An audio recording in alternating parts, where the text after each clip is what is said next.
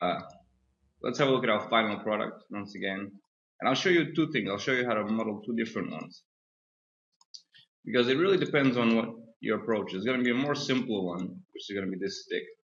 It's a bit more chubby, but you can tweak it and stuff to your liking. And then I'm also going to show you how to model this one, which is a bit of a different uh, approach. But also, just depends what kind of look you're going for. And it's going to be the lid and the piece. Okay, so let's go. New scene file. Let's start with a cylinder. So the first one we're going to model is going to be the soft one. And I'm going to show you a little trick which is important in modeling. So let's start with hypernubs first. Let's talk about hypernubs. If we put a cylinder into a hypernub by holding the Alt key, clicking on hypernub, you will see firstly that the edges didn't get smooth for some reason. They still stayed very sharp. The reason why is because the cylinder object by default, to make it editable, these edges aren't actually connected. Like if you select these faces and you move them, there's no connection. There's like two edges at each point, which is why there's no smoothing. So all you have to do is either deselect everything or you select everything by pressing Control A. And you right click and you find the command called optimize. You can also press Shift C and type in optimize. And for me, I have this command. There you go. And see, now it's smooth. I have this command mapped to tilde3.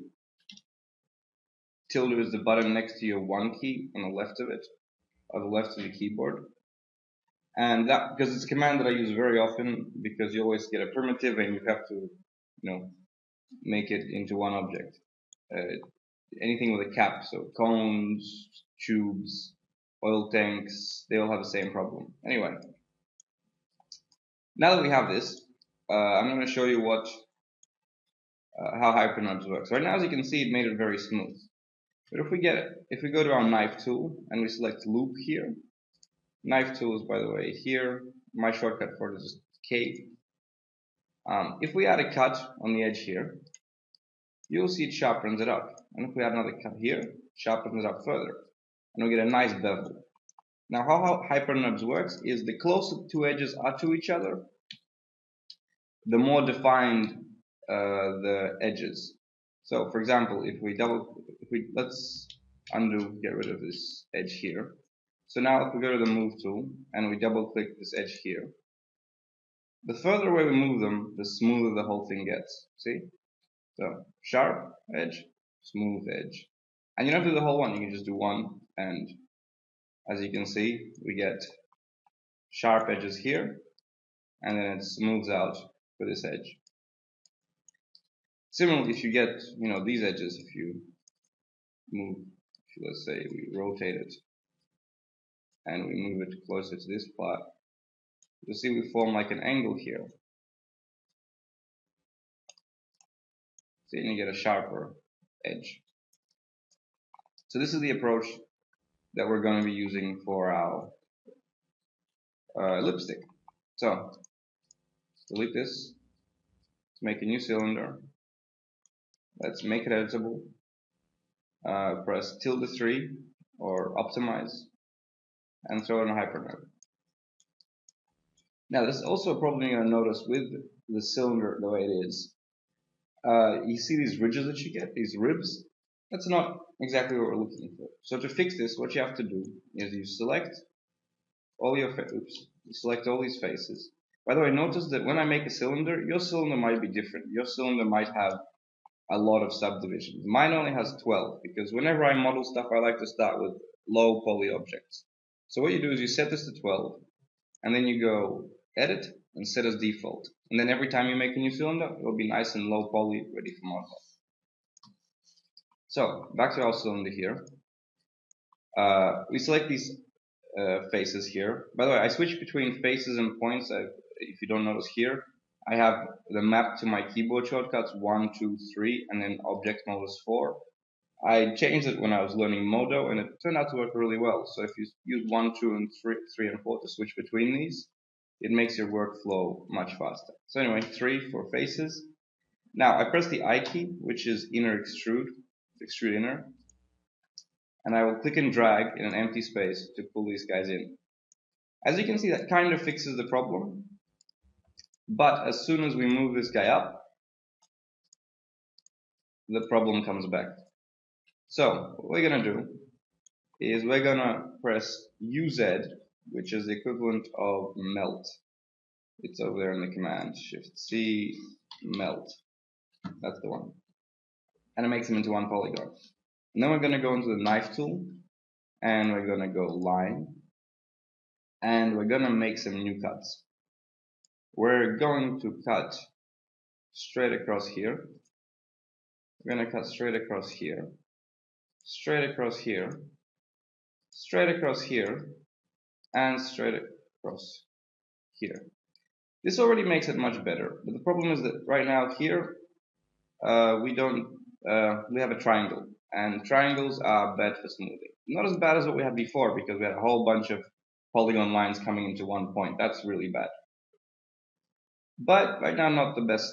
Triangle's still not good, because when we move this, we're gonna start getting these little pinches. See, like there. Not good. So let's move this guy back. So we're gonna get the knife tool again, and we're gonna cut across it. And now we're gonna get these 2 points. Use the selection. I switch between selection and move tool by hitting the space bar. Hold the shift key to select the other point. Use the scale tool to scale them in. Actually, let's select these points as well and scale them in as well. And now, see, it's nice and round, and there's no ugly edges. And if we move it up,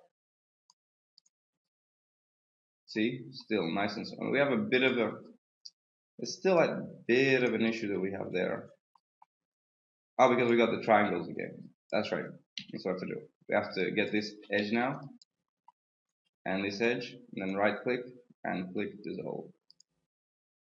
And now we have polygons there. Still not super smooth, but much better than it was before. It's disproportionately better for, geometry. So now that we've done that, press Alt A and you'll see, smooth. It has loops going and stuff. Alt A, by the way, changes between seeing the actual poly cage and seeing a smooth version of the poly cage. Depending on what you're modeling, you will switch between them. I prefer to stay in this one because I like to know what the actual polygons look like. So yeah, okay. Let's move on. Let's go back to our poly mode. Let's move this guy up. Let's rotate him over. Let's move him around. I switch between the tools here, by the way, with WER, between the move, rotate, and scale tool. Makes it a lot faster than going back and clicking them every time. But also, if you have this little tool here, it's Shift V, and you select this HUD and active tool. There it is. And then you can click on the last couple of tools used if you forgot the shortcut or for whatever reason. So let's add another loop cut here. K tool loop.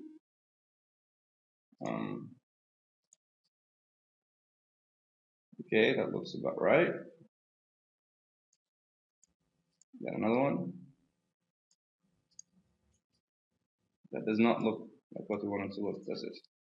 Okay, let's get rid of these loop cuts. Let's check back.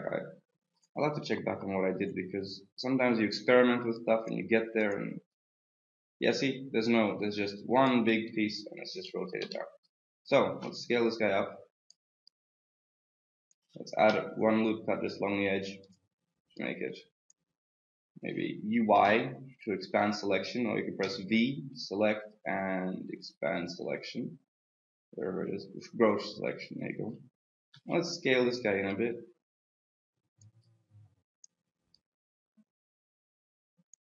That looks about right. Let's add another cut down here, so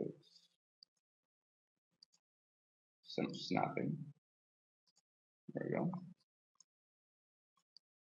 I still think we need another cut here. No. We don't need a cut, do we? Just like that. Okay, well, I guess to each their own. Yeah, there we go. So we just have to make it squashed a bit. So there, and now we have a nice chubby little lipstick. Scale it down a bit here. It's still a completely valid approach, depending on which kind of lipstick you're going for. But we're gonna make a different one. This one is just the first part. So let's move this guy over. Let's make the next lipstick. Make a cylinder. Now for this lipstick, I'm gonna increase the subdivisions a bit because I want something very specific.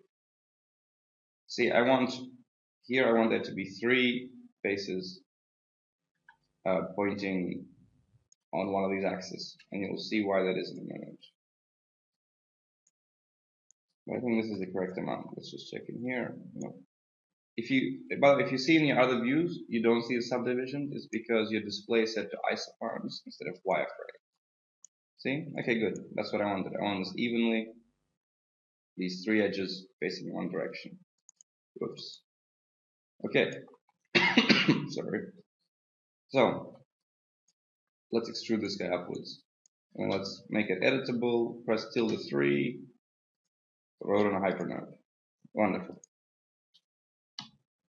So, what we're going to do is in this case, it's not as important to make that, the top thing where we did, because this way it's just going to come to a point. So let's extrude this guy up. Let's scale him down to a point. Move it up, press the I key, scale it in. Kind of, scale this guy. Not this. Just to reduce those edges. Press the K tool here, the knife. And what we're going to do now is we're going to select these 3 faces. We're going to go to the edge tool, and we're going to move this edge down. We're going to change right now. See, if you move it down, it'll pull it out, which isn't quite, we want it to just slide down.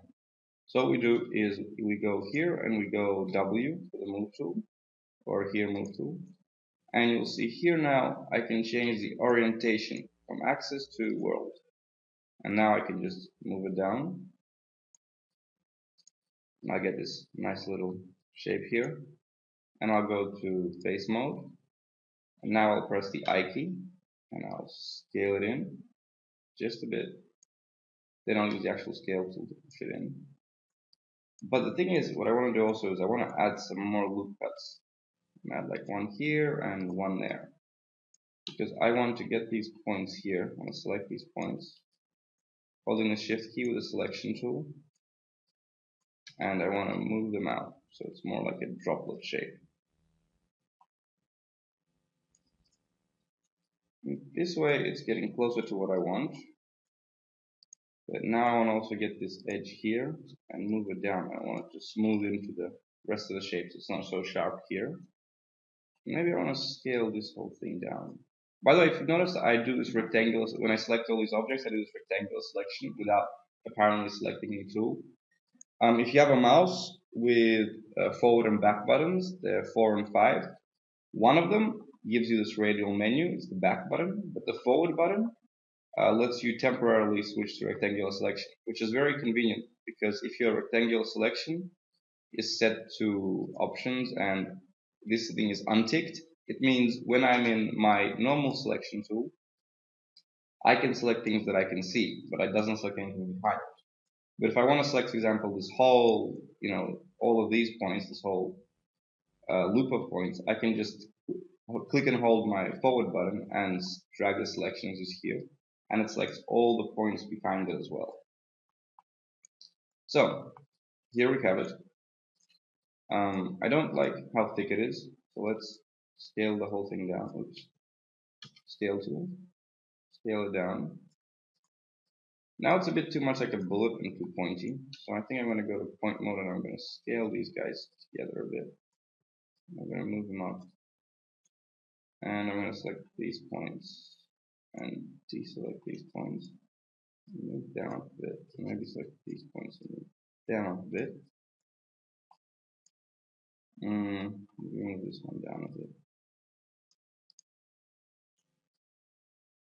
It seems about right, but I think I kind of stuffed it up. So let's undo all this, Control Z until we get back to our bullet shape. Now, definitely needs to be, oops, scaled down slightly, like just in these two axes. Not too much. I think now we need to maybe move the points just down. There we go. Yes. If you have a reference to work with, much better. I have this one that I made. That's kind of what I'm going off. Now that I look at it, I don't know if I want this edge that far away, a bit close. I just want it to be a bit smooth in these top edges. But it's really a matter of personal taste. So yeah, cool. We got this lipstick going. So next we're going to make the cylinder. It's actually a cylinder that turns into a square. It's going to be the base, this kind of thing at the bottom there.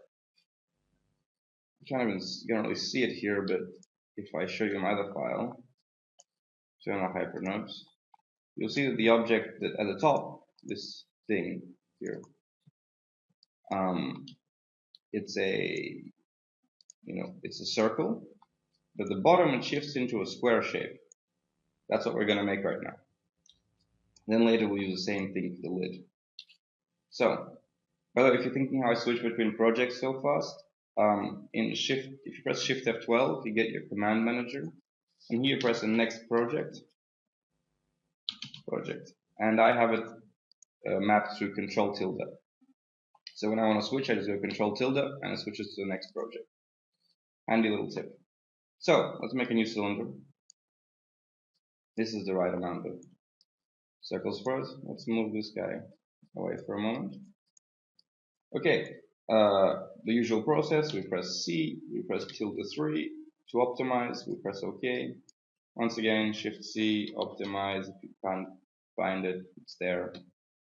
Or right click, oops, points or faces. Don't forget to either have everything selected or nothing selected, and select optimize, it's just down there. Okay, let's start. Let's go into our top mode. Let's select these points, and then hold the Shift key and select these points, and then deselect these top points by holding the Control key, and switch to the Scale tool, click and drag until they come in to form a square.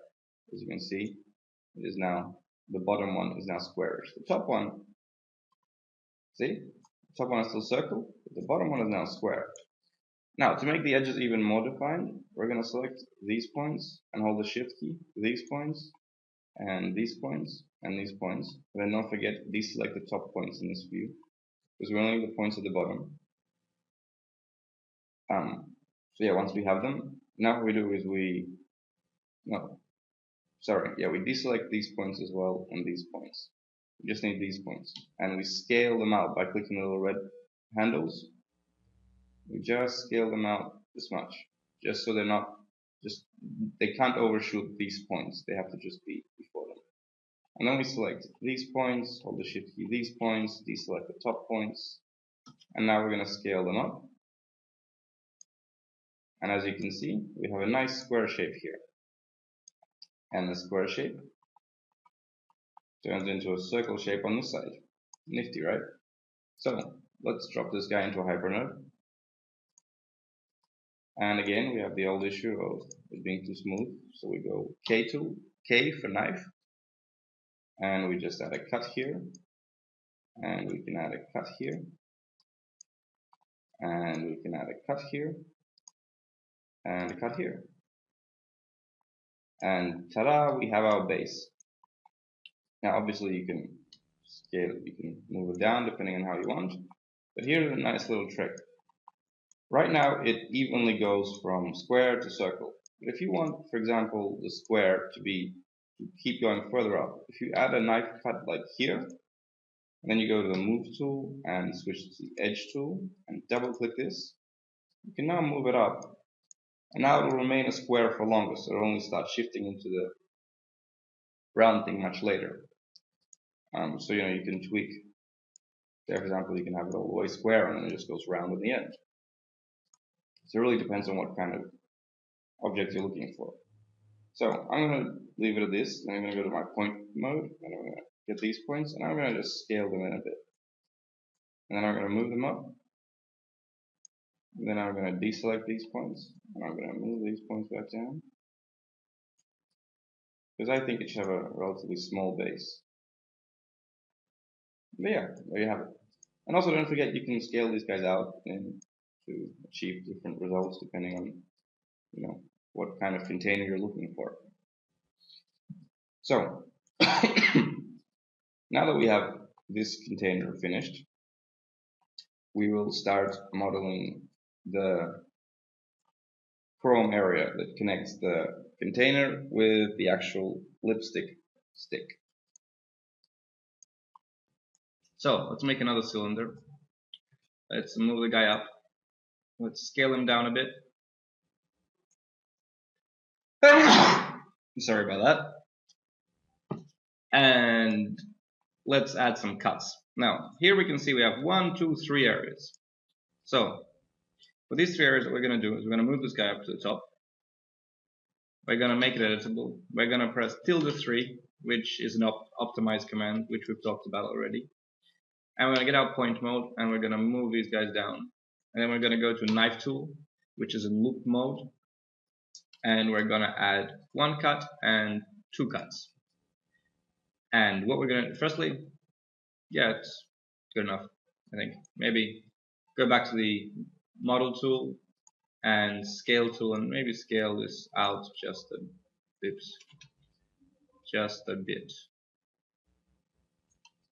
Okay, good. Now let's select UI or no UI UL for loop mode, or you can go V, select, and loop selection here. And select this one and hold the shift key and select this one. Now let's hold the D key, press the D key for extrude, which is here, extrude, and click and drag a bit, and then go UL again for loop mode, holding the control key, click on this loop and unselect it, press the D key for extrude again, and click and drag until you get it close to the edge. And now as you can see, we get the shape that we were looking for. Now, if you throw this in a HyperNode, obviously it doesn't look like what we need it to look like. So what we're going to do is we're going to go to our loop mode. We're going to select this loop, and this loop, holding the shift key, and press the I key, which is in extrude. And since it's there in a circle, they won't actually extrude, like they won't scale down, they won't scale down from the edges. So we click and drag, and ta-da! See, we get the little edges on the sides here. Exactly what we're looking for. So now we press UL again, and we click this one here, shift click this one here, and shift click this one here. And now we press I, and we click and drag, and ta-da! We have our connecting bit for our lipstick. Great, isn't it? Awesome. Okay, so next step, get our lipstick gun thingy, lipstick bullet, I guess. I'm not gonna call it a bullet. Press tilde X, which is reset PSR. If you go Shift C, reset PSR. There you go. Tilde X, it basically sets everything to 0 here, very convenient. Or you can just manually set all these to 0. And then let's move it up. And as you can see right now, it's a bit too big. So let's scale it down using the R tool. Scale it down until it fits. And there you have it. Now, let's double click on this in the move tool. The object tool, double click on it, there you go. And then we select, if you have a HyperNode and you have something in it, if you double click on it, you will select the thing under the HyperNodes. Let's go to point mode and let's drag these points down a bit. I think they're a bit too high. That looks about right. I don't know, I don't use lipstick often enough to actually be able to tell if it looks right or not, but looks about right. Maybe make this thing a bit smaller. Yeah, it seems legitimate. Maybe if you use Luma lipstick, you can be more accurate. Anyway, next stage, we get this bit, and we Control-C, Control-V it, we copy it. And we rotate it around, and we move it up here, and then we double click on it in the object mode here, and we get our points, and we move them up. And we have a lipstick case. Now, as you saw in my image, I have this nice little gold layered disk there, which is not just a gold layered disk, it is actually a little inset that I did. So let's select our polygons. We press UI to expand the selection, or you can go V, select, and grow selection here. And now what we're going to do is we're going to first press, actually no, we're not, we're going to just select, oops, we're going to undo the expand selection. We're just going to select this, and we're going to press the I key, and we're going to scale it in a bit, and then we're going to push it down once, twice, and then we're going to press the I key again to in-extrude it once, and then press the D key, but this time push it back up, so it's just above this layer, and push it up again, and then we can press UL once again to the loop selection, and extrude this guy to the edges, and then a little extrude as well to add some sharpness to it. And now we have this nice little kind of, gold plated kind of edge gap thingy that adds on top of it. So yeah, before we go on, I recommend getting all these objects, control clicking on all the polygon objects, and pulling them out, and then getting all these objects and deleting them. This one we can just make a new null, pull it old, and stick it in there, and then hide it, because we don't need it anymore. Because for this project we're using this selection that we have. So yes, as long as we get all these objects together, let's go into our side view. Let's align them. Oops. All of these objects. Shift click. If you click on the top one, shift click on the bottom one you want to select, and select all of them. And move them up so it's just above the null. Now make a hyperNURBS. Don't hold the Alt key, just make a hyperNURBS. It'll make it at the origin. And then put all of these objects into the hyperNURBS.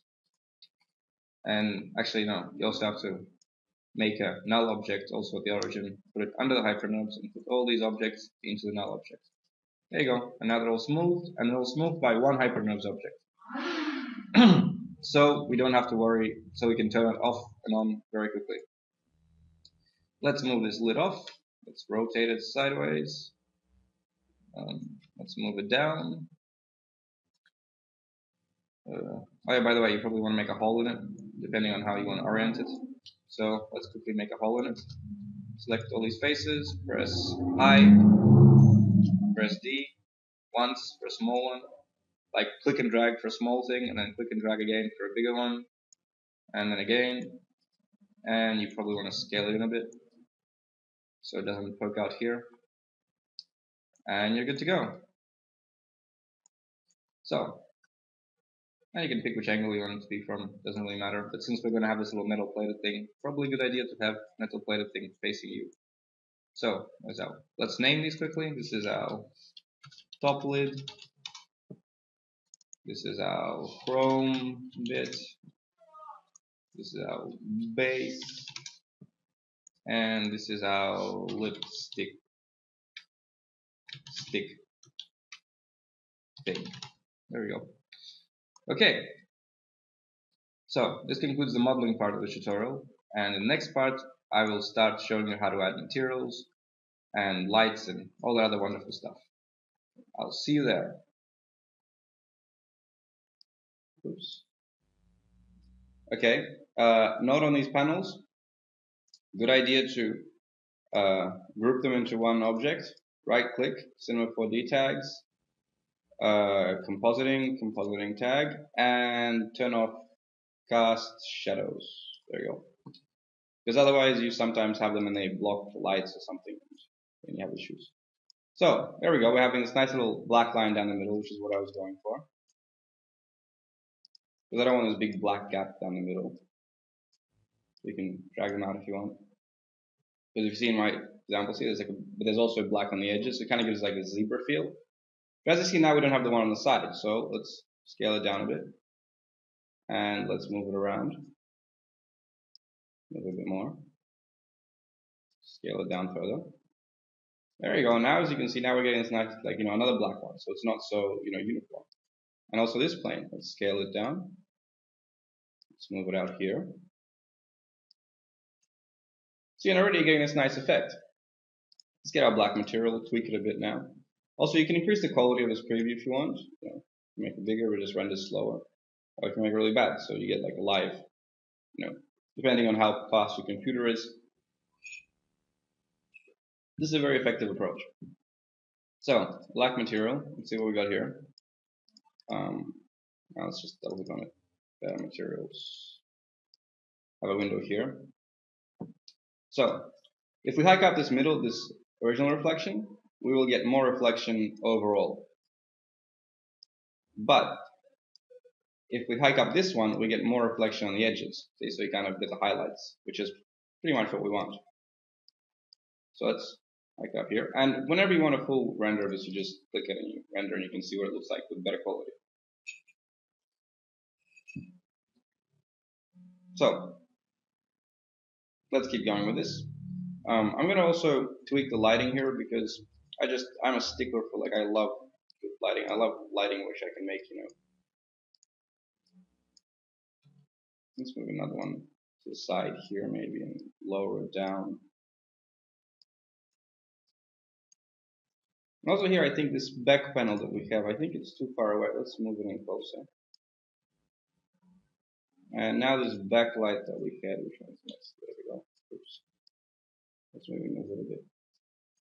We make it smaller.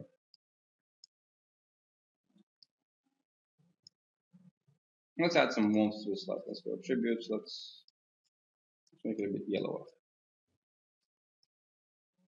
There you go. And so this is, so what is it? We have our key light here. This is our key light.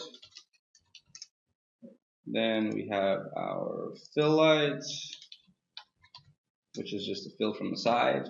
And this is meant to be our backlight, right?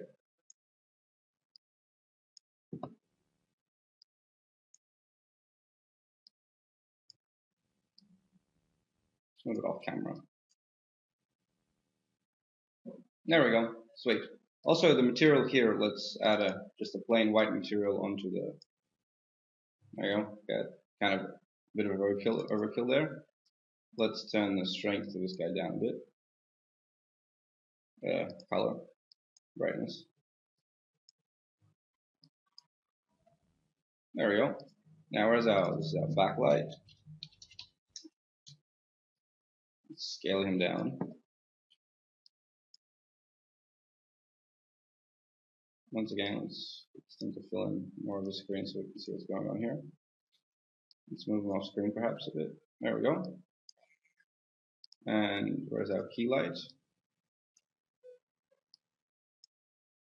So in this way we can set up like a very quick render and very interactive, so you can set your reflection planes and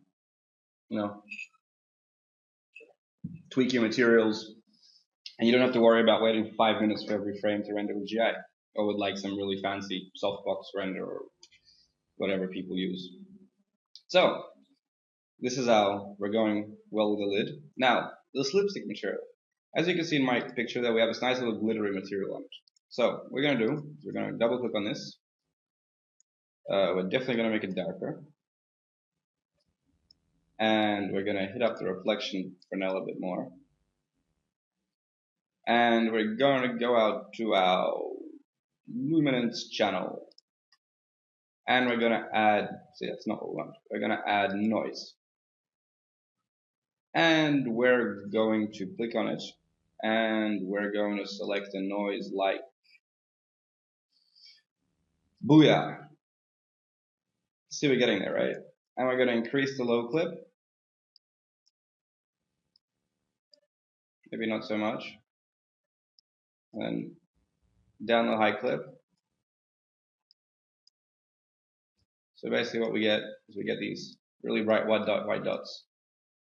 And then we go back with this little up arrow and we just turn the brightness down to 0. And then we blend it in until we get something we like. Now, if you notice they're too big, you can always click here and you can go global scale and change it to like 40. Maybe 11, 16. Really depends on what you want. And then once again, make it barely noticeable maybe. And there we have it.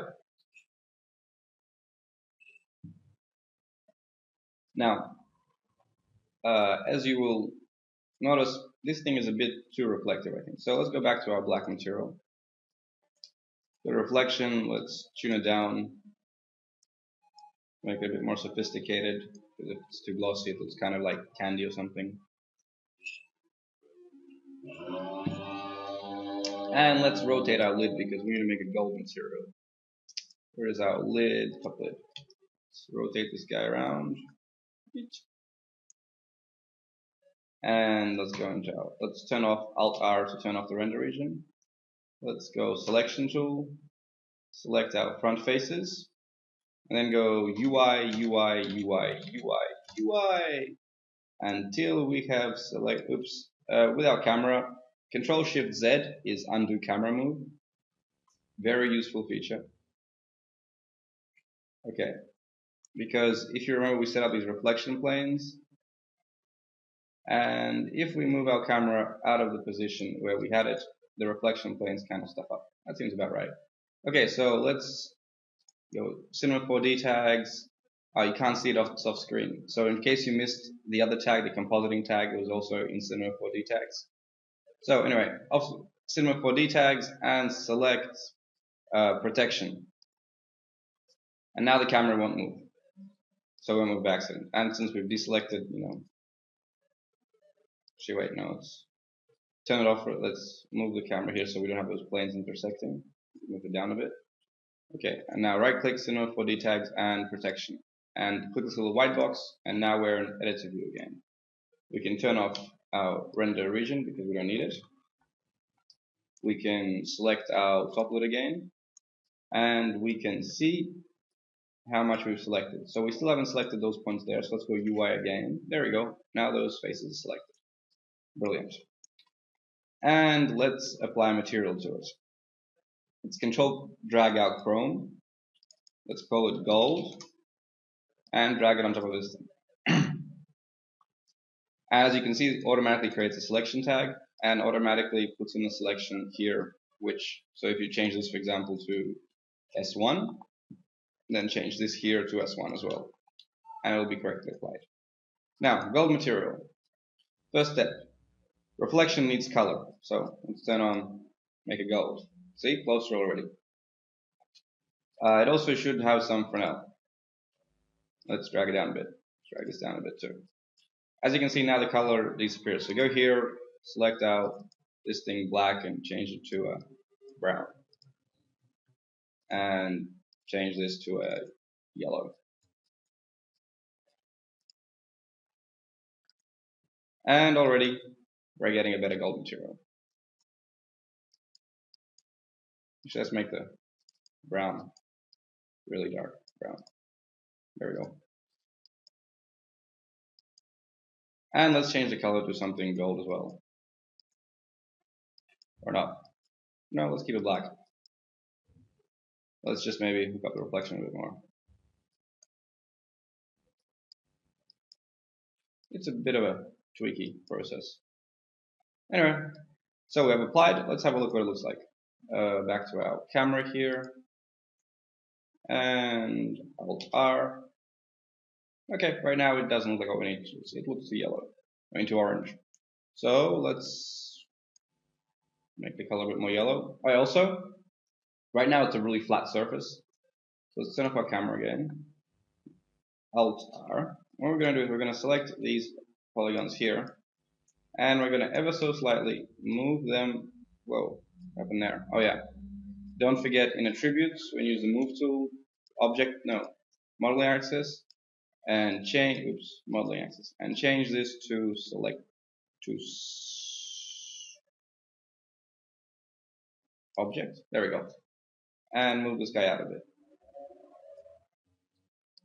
And now it won't be such a flat surface when you render. So it should be a bit more. Okay, we have a bit of a curve in it now. So let's keep going with this. The color is black. Let's turn this Fresnel off for a moment. Let's drag it down just to That looks more like gold.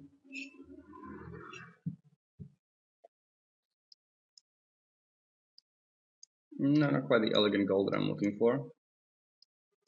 That's better. There we go. Kind of a more tame, pale gold. I'd say that's what we're looking for. Neat. Maybe I don't want it to be so front on, so let's just get this top lid and into the object tool mode. Let's just rotate it out a bit. And also, right now the lid, it's the right size, like it fits on the lipstick. But remember, we're not trying to make something realistic. If you think the lid is too big, we can just scale it down. No one's going to pick up a virtual model and stick it on. You know, it's. But I like it more like this. There we go. And now we have it on a much lower level. Okay, so I think material-wise, this is going pretty well. Maybe not enough luminance in the little red material. Let's drag the luminance to get little speckles. Let's drag them up a bit. That's a bit better, I think. There we go. Now we can see them. Also, you notice this lid is kind of floating right now. So turn off. Oops. Let's rotate it a bit. Let's go into our 4 view mode. S to focus on an object. And let's move it down and align it with the floor. There we go. Now we hit render. Not floating anymore. Okay, good. Now let's get into global illumination, because this is going to be a still shot. Well, I mean, it might be animation, but let's deal with a still shot first. You can keep tweaking these lights. I mean, maybe for your project this is sufficient. If you don't like this black area, you know, get your key light and move them in, or maybe maybe move your backlight over to the other side. That kind of blows it out a bit. There you go, it's a bit of more dramatic lighting. Once you can tweak it and you can see the results very quickly.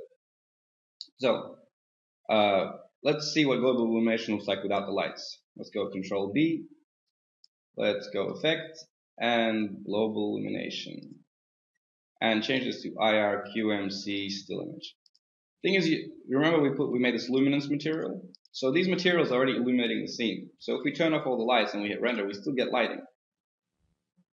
See, it's already there. It's already nice. Now, there are multiple ways you can keep working with this. You can use like this main material, get a luminance, and you can yank this thing up to like 300 and hit render. That's probably a bit too bright. So I can put it to 200 and we hit render. It really depends on what you're looking for, but I prefer a combination, because when you do purely global illumination, the lighting lacks a certain dramatic effect. Like it doesn't, I don't know, it's like when you put some actual lights with shadows in, it adds a bit more drama to the scene. Like I'll show you. Let's turn on our backlight. And straight away you see you have like this kind of effect, like you have something coming in. And if you change, for example, if you make it warmer, you know, straight off you have this kind of like strength. And let's scale this backlight up so we don't have the hot spot there. Move them out. Alrighty, how nice is that? Isn't this much nicer than just using global illumination? And let's get our fill light and turn that on. And already it's nice. And you might want to make this fill light, for example, a cold light, so it adds some contrast. Maybe more towards the blue, just a bit cold, not so much cold.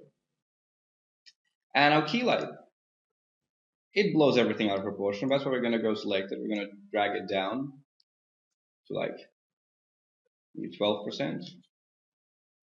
No, whoops, that's our fill light. My bad. Our key light. There we go. Let's drag the fill light down. Let's turn it on. As you can see, it's too bright, so we just drag the intensity down. And already it's getting, you know, it's already a very nice product shot.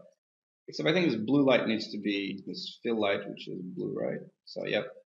Let's scale it up a bit so that we don't have this blue, and so we actually have a blend between the blue and the yellow. And our key light, maybe we want to move it up a bit. And maybe we want to increase the brightness a bit now. A bit less. And notice also Glue Illumination renders faster when you have lights helping it out, because there's a lot less like just light bouncing. There's actually, directional light that, I don't know the technical aspects of it, but it just renders faster. And now also when you do an animation, if you don't decide to bake it, but if you do decide to bake it, go watch my tree tutorial and just bake it and then turn the reflection channels back on. Then you also have a good animation, but this still works with actually animated objects. Because this, look, we hit render on a full frame, render,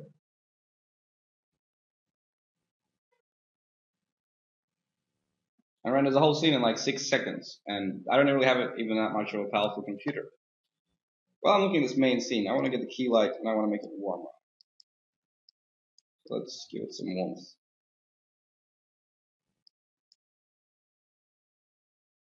Much nicer. Okay, sweet. So, yeah, global illumination plus lights gives you much better result because you can control its, dramatic kind of, like right now, for example, let's get this key light, let's take it down to 12% and its fill light, and also take it down to like 40%, maybe even less. And get this backlight, and let's hook it up to like 128%. See, and now we have this kind of like, this force coming in from the side. It's like, when you have like, it adds like, you need contrast in images. You need to go from something that's bright on one side, dark on the other, and it gives more mystique. Like something's appearing, or there's like what's on the right. It's like, even if you're doing a product shot, try to tell like a story. So, yeah, that's my point. Try to give something for the audience to be interested in, like something that's off screen, something so that, suggests that there's more to it. Yeah, but once again, it's up to you. You can drag these up and key light, fill light, and you have a more regular studio shot. Also works well. Now I'm looking at this lipstick. I want to make it slightly darker than it is.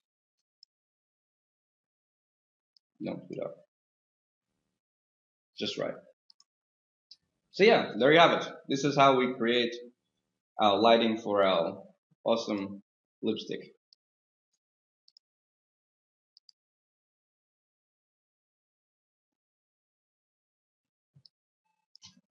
Ta-da! The animation part of it that I showed you in the beginning is really quite simple. Let's get this, where is it? Stick thingy. Turn off Alt-R to turn off render region. And basically we just we go to frame 25, for example. We hit a keyframe, go back to frame 0, we move it down, we rotate around, and we hit the keyframe key, and now it moves up and down. And let's make a null object, and place the camera into the null object. Now it's frame 25. On the null object, hit the keyframe, go to frame 0, rotate the null object, and hit keyframe. Now, as you can see, we see these things which we don't want to see. These are our reflection planes. So let's just go into this thing, into this tag, and go scene by camera. And theoretically, when we hit render, it shouldn't come up. Nope, it doesn't. See?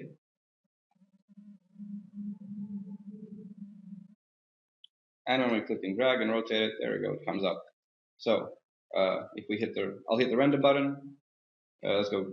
Actually, I'll show render settings, output, and go from 0 to 25. And let's make this like 800, so it's a bit faster. Turn off save, and let's hit render. It won't be saved, it's okay. And as you can see, it renders, it's okay, the speed's like, it's not a second per frame like you would have without GI, but it's still, 5 seconds a frame, more than acceptable.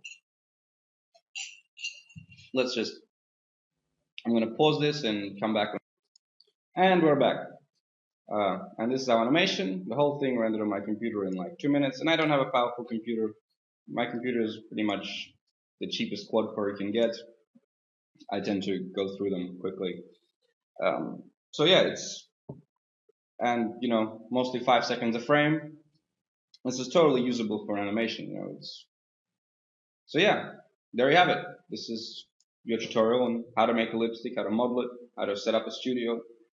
And really, it's like the way I set this up, like studios, you have to look at actual other product shots and then see where they put reflections, like find something reflective and try to figure out what the studio looks like. And then you can recreate it in 3D, regardless of what kind of studio it is, like on cars and stuff. And look at tutorials, like instead of always looking how to light in 3D, look at tutorials on how photographers set up product shots. Like there's a lot of them out there. Like there's like, you know, a lot of tutorials about, what's it called? Like rogue photography, not rogue, got these guys who take photos in the streets with like light boxes. Guerrilla photographers, that's right. Yeah, it's like Guerilla. And, you know, and they will tell you about how they set up their studio shots. And this is what you have to recreate in 3D.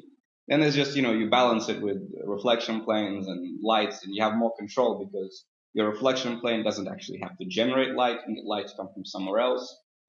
So you have a bit more freedom in that sense. But the ideas are the same. Like this is like a typical studio setup. So yeah, I hope you enjoyed that.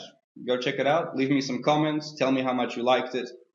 I like to hear people who I've helped. Post what you make. That's also great. Either on the YouTube comments or the CG Tuts comments. Yeah, have fun, guys.